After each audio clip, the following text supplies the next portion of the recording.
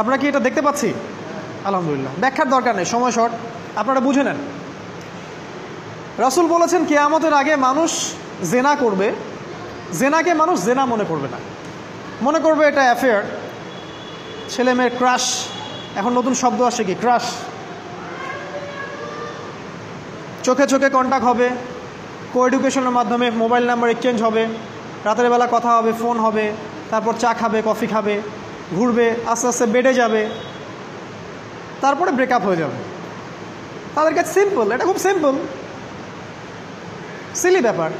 আর কোরআনের কাছে এটা কি? জিনা। এক কথায় কি? জিনা।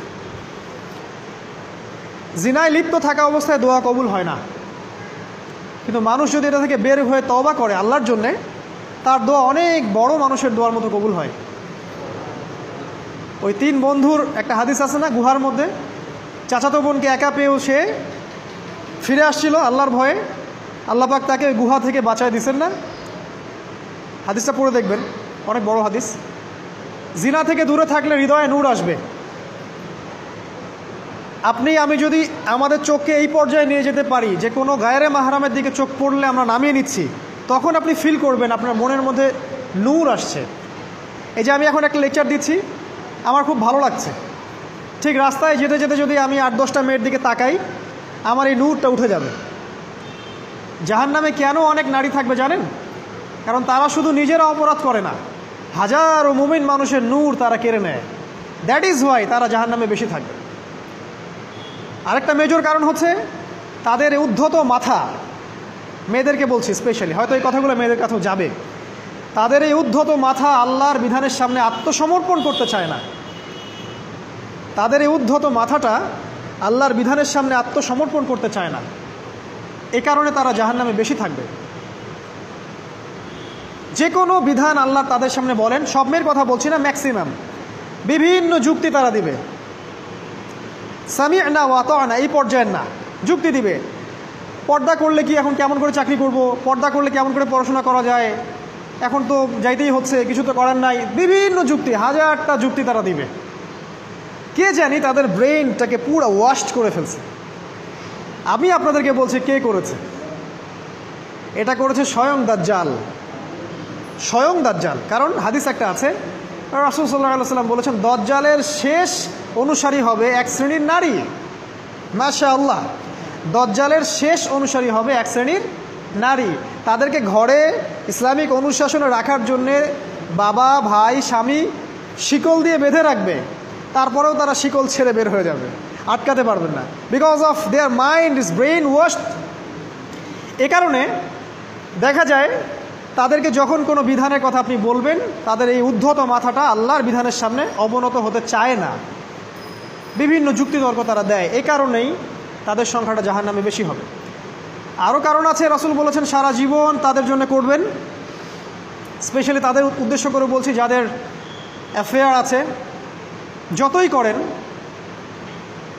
যত কিছুই করেন না কেন, আপনি যদি তাকে ভোগবিলাস এবং পার্থিব সুখ শান্তি দিতে না পারেন, সে আপনাকে চিনবে না এক সময়। আপনি যদি আমাদের কথা বিশ্বাস না করেন, লিখে রাখতে পারেন। আর এমনিতে লিগ্যাল বৈবাহিক সম্পর্কেও সারা জীবন অনেক কিছু করবেন, হঠাৎ একদিন কোনো একটা কারণে ঝগড়া লেগে গেছে, তখন দেখবেন সে বলে বসবে সারা জীবন তোমার কাছে কিছুই পেলাম। আমি নারীদেরকে ছোট করছি না, তাদের কিছু কিছু পয়েন্ট বলছি, এইসব কারণে তারা জাহান্নামে থাকবে। আমি একটু এই কথাটা না বললে জাস্টিস হবে না। রাসূল সাল্লাল্লাহু আলাইহি ওয়াসাল্লাম মেরাজে গিয়েছিলেন, আপনারা জানেন। তিনি মেরাজের রাতে অনেক অলৌকিক জিনিস দেখেছেন, নবীদের সাথে সাক্ষাৎ করেছেন, ইভেন আল্লাহর সাথে কথা বলেছেন, আল্লাহর নূর দেখেছেন। এই সময় সবাই তাকে হাসি মুখে সম্বর্ধনা জানিয়েছিল। যার সাথেই দেখা হয়েছে তার সাথেই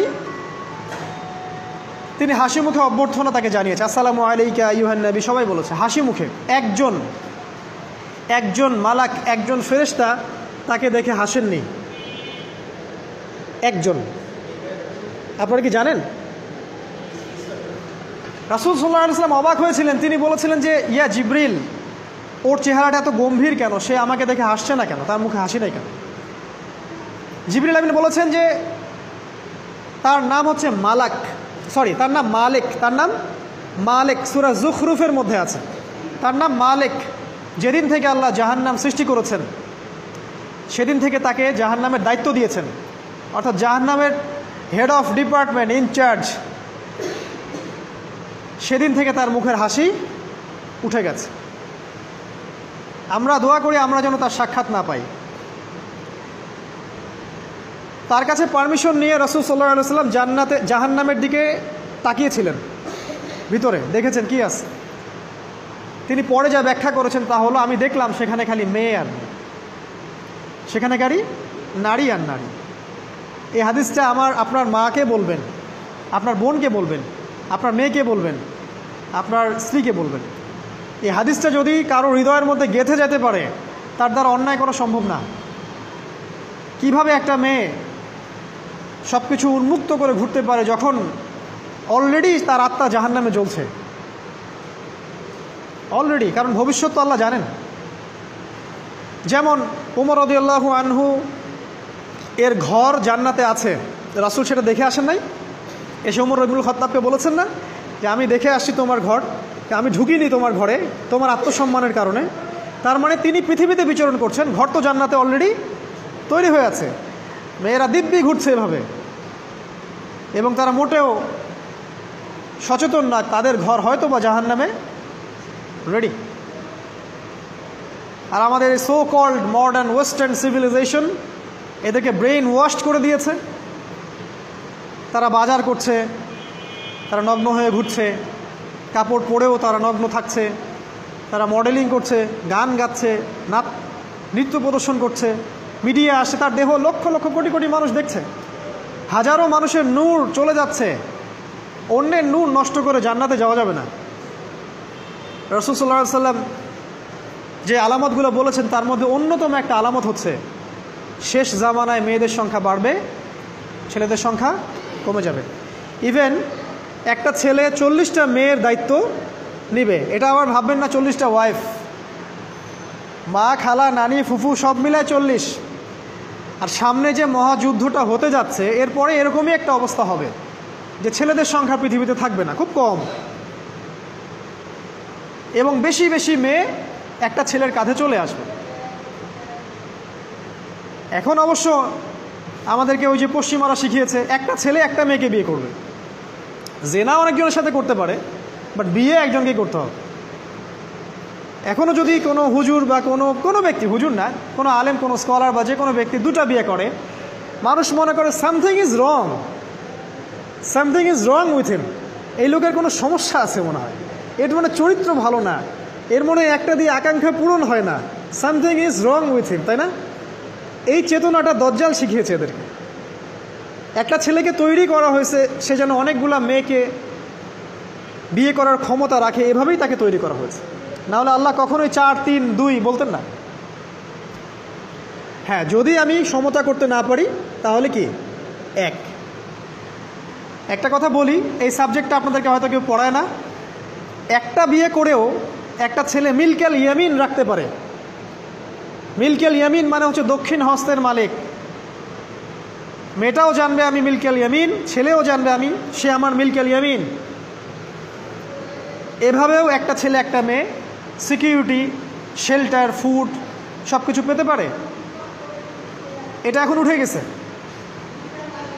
একটা সময় এগুলো ছিল। রাসূলুল্লাহ সাল্লাল্লাহু আলাইহি ওয়াসাল্লামের একটা ছেলে ইব্রাহিম, রাসূলের একজন ছেলে ইব্রাহিম কার গর্ভে জন্ম নিয়েছিলেন? কার গর্ভে জন্ম নিয়েছিলেন? রাসূলের জীবনী পড়তে হবে A to Z কয়েকবার, কমপক্ষে, আর রাহিকুল মাখতুম বইটা পড়তে হবে। মারিয়া কিপ্তির গর্ভে জন্ম নিয়েছিলেন। মারিয়া কিপ্তি একজন দাসী। এই দাসী মানে কাজের মেয়ে না, এটাকে বলা হয় মিল্কেল ইয়ামিন, দক্ষিণ হস্ত।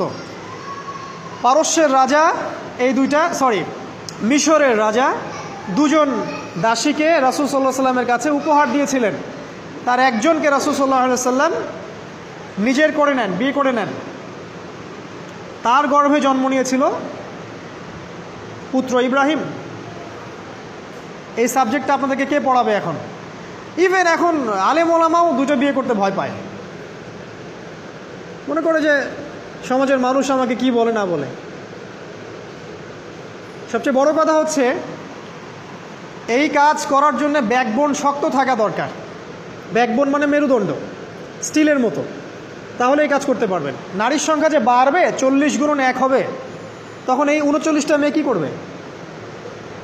এখনও সমাজের মধ্যে নারী পুরুষের অনুপাত 1:4, মানে প্রতি একজন ছেলের জন্য 4টা করে নারী ঘুরছে সমাজে। এটা তো স্ট্যাটিস্টিক, আপনি ইন্টারনেটে গেলেও দেখতে পারবেন।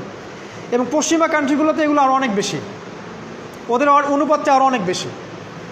তাহলে এই বাকি মেয়েরা আসলে করবেটা কি? সবাই যদি একটা করে বিয়ে করে, তাহলে বাকি মেয়েদের কি হবে? তারা কি পতিতালয়ের সম্পত্তি হবে? ওদের যৌন অধিকার নাই? ওরা শারীরিক, মানসিক, শেল্টার, ফুড, খাবার, পানীয় এগুলোর অধিকার রাখে না? এখানে নারীবাদীরা কি বলবে? সব নারীবাদী, এদেশের যত নারীবাদী আছে, সেকুলারিজম, এই নারীবাদীরা বেশিরভাগই দজ্জালের এজেন্ট। নিজ হাতে দজ্জাল ট্রেনিং দিয়ে এদেরকে তৈরি করেছে। আপনারা হয়তো ভাবছেন দজ্জাল তো এখনো বের হয় নাই, ট্রেনিং দিল কিভাবে? আমরা কি ইবলিসকে দেখি? ইবলিস নাই, ওর অস্তিত্ব নাই।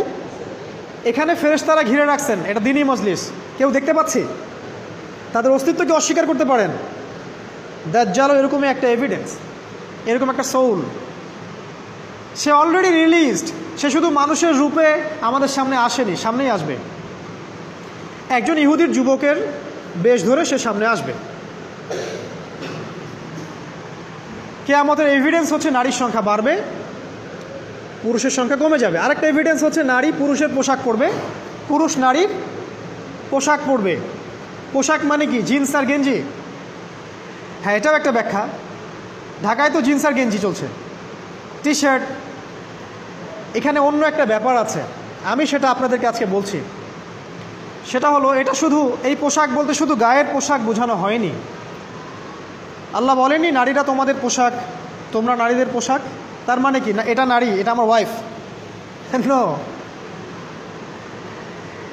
কোরআনের আয়াত এবং হাদিসের আয়াতগুলো দুই রকম। মুহকামাত, যেগুলো স্পষ্ট, মুতাশাবিহাত, যেগুলো অস্পষ্ট, যেগুলোকে তাউইল, ব্যাখ্যা করতে হয়। আর তাউইল কারা করবে? যাদেরকে আল্লাহ জ্ঞান দিয়েছেন তারা করবে, সবাই করবে না। তাউইল করার পরেও তারা বলবে আল্লাহই ভালো জানেন। এজন্য আমি বলছি আল্লাহই ভালো জানেন, কিন্তু আমার ব্যাখ্যা হচ্ছে যে এখানে পোশাক বলতে বোঝানো হয়েছে যে মেয়েরা সামাজিক, অর্থনৈতিক, রাজনৈতিক সমস্ত ক্ষেত্রে ছেলেদের নেতৃত্বের আসন নিয়ে নিবে। You are agree with me? আমার সাথে এগ্রি করেন? পরিবার, সমাজ, রাষ্ট্র, সব জায়গায় they will play the functional role of male in society. তারা সমাজে পুরুষের ফাংশনাল রোলটা প্লে করবে, আর পুরুষ নারীর জায়গায় চলে আসবে। ওই যে পিছনে গিয়ে ইয়াস স্যার, সামিয়ানা ও আতোয়ানা, এই হবে অবস্থা। এগুলো কি আমরা দেখতে পাচ্ছি? ব্যাখ্যা করার দরকার নেই। তবে একটা হাদিস না বললে ইলমের জাস্টিস হবে না। সেটা হলো আল্লাহ রাসূল সাল্লাল্লাহু আলাইহি ওয়াসাল্লাম বলেছেন, কোনো কওম ততক্ষণ পর্যন্ত সফল হতে পারে না যতক্ষণ পর্যন্ত তাদের নেতৃত্ব দিবে একজন নারী। হাদিস কি আছে এটা, নাকি বানায় বললাম? তাদেরকে বুখারী খুলে দেখতে বলেন। কোনো কওম, আর রাসূল যখন একটা কথা বলেছেন তার মানে পৃথিবী উল্টে গেলেও কথাটা সত্য হবে, কিছুই করার নাই। এই কারণে পশ্চিমার এখন খুব ভয় পাচ্ছে, কারণ রাসূল সাল্লাল্লাহু আলাইহি ওয়াসাল্লামের অনেক ভবিষ্যৎবাণী আছে কিয়ামত সম্পর্কে। ওরাও এখন খুব ভয় পাচ্ছে, ওভার কনসিয়াস, যে এগুলো তো হতেই পারে। এটাকে ঠেকানোর যত পদ্ধতি তারা অবলম্বন করছে, কিন্তু লাভ হবে না। প্রতিটা ইস্যু ওদের বিপর্যয় ডেকে আনবে। যে কোনো ইস্যু হোক, সেটা প্যালেস্টাইন বা কাশ্মীর হোক, সেটা আফগানিস্তান বা পাকিস্তান বা বাংলাদেশ বা বার্মা, কোনো ইস্যুই তাদের জন্য কল্যাণ বয়ে আনবে না। যদি কল্যাণ বয়ে আনে, শুধু মুসলিমদের জন্যই আনবে, কারণ প্রতিটা অন্ধকারের পিছনে একটা সোনালী সকাল আছে। এটা ওরা জানে না, কিন্তু কোরআন এবং হাদিস এটা আছে। অতএব কেউ ধৈর্যহারা হবেন না, ধৈর্যহারা হবেন না, এবং অধৈর্য হয়ে কোনো ইনিশিয়েটিভ নেবেন না, এমন কোনো ইনিশিয়েটিভ নেবেন না যার কারণে উম্মার ক্ষতি হয়। কারণ সামনে যে সময়টা আসছে, এটা আমাদের বিজয়ের সময়, ওদের বিজয়ের সময় নয়। All you have to do, আপনাকে শুধু এতটুকু করতে হবে, জাস্ট বি প্রিপেয়ার ইউরসেলফ। নিজের প্রস্তুতি নিজে নেওয়া শুরু করেন, কারো দিকে দেখার দরকার নেই। এবং অবশ্যই collectively, as a Umma, as a nation, কিয়ামতের আলামত হচ্ছে নারীর সংখ্যা বাড়বে, পুরুষের সংখ্যা কমবে। নারীরা পুরুষের পোশাক পরবে, পুরুষরা নারীর পোশাক পরবে। পোশাক মানে সোসাইটির ফাংশনাল রোল। মানুষ হালাল হারামের বিবেচনা করবে না, মানুষ জেনা করবে জেনাকে জেনা মনে করবে না, মানুষ মদ খাবে মানুষ মদকে মদ মনে করবে না। হারা গেছে। আমরা সারাদিন কাজের ভেতর কোন আমল করবো দয়া করে জানাবেন। কাজের ফাঁকে ফাঁকে আমরা যে কোনো তাসবিহ পড়তে পারি, সুবহানাল্লাহ, আলহামদুলিল্লাহ, আল্লাহু আকবার, সুবহানাল্লাহ ওয়া বিহামদিহি, সুবহানাল্লাহিল আযীম। বিশেষ করে জিলহজের প্রথম দশক চলছে, এখন আমরা বিশেষ করে পড়বো আল্লাহু আকবার, লা ইলাহা ইল্লাল্লাহ, আল্লাহু আকবার ওয়া লিল্লাহিল হামদ। এর বাইরে মনে মনে আল্লাহর কথা স্মরণ করলাম, আল্লাহর সাথে কথা বললাম, দোয়া করলাম, এগুলো সবগুলো কিন্তু জিকিরের মধ্যে শামিল হবে ইনশাআল্লাহ তাআলা। আমি অনেক চেষ্টা করেও মাস্টারবেশন থেকে বের হতে পারছি না, পরামর্শ দিয়ে বাধিত করবেন। আল্লাহ তাআলা আপনাকে সাহায্য করুন এই হারাম কাজ থেকে বেরিয়ে আসার। এটার জন্য নির্জনতাকে আপনি অ্যাভয়েড করবেন এবং যথাসম্ভব তাড়াতাড়ি বিবাহ করবেন। বিবাহের পর স্ত্রী থেকে খুব বেশি দিন বাইরে থাকবেন না এবং যে সমস্ত ভিডিও, যে সমস্ত ছবি, যে সমস্ত লেখা যখন আপনাকে এই হারাম কাজ করতে বাধ্য করে বা সে পথে নিয়ে যায়, সেগুলোর পথ বন্ধ করে দিবেন। এটি হলো সবচেয়ে কার্যকর উপায়। অতএব আপনি সোশ্যাল মিডিয়া থেকে যদি অভ্যাস হয়ে থাকে সেগুলো বন্ধ করে দেন বা আপনার সেখান থেকে সেগুলো শেষ হয় ডিলিট করে দেন, আনইনস্টল করে দেন মোবাইল থেকে, অথবা স্মার্টফোন আপনি বিক্রি করে ফেলান, একটা বাটন ফোনে চলে আসেন। 6 মাসের জন্য যদি নিজেকে একটু এভাবে আপনি পরিবর্তন করতে পারেন, ইনশাআল্লাহ বিদিন আল্লাহ তাআলা আপনাকে সাহায্য করবেন।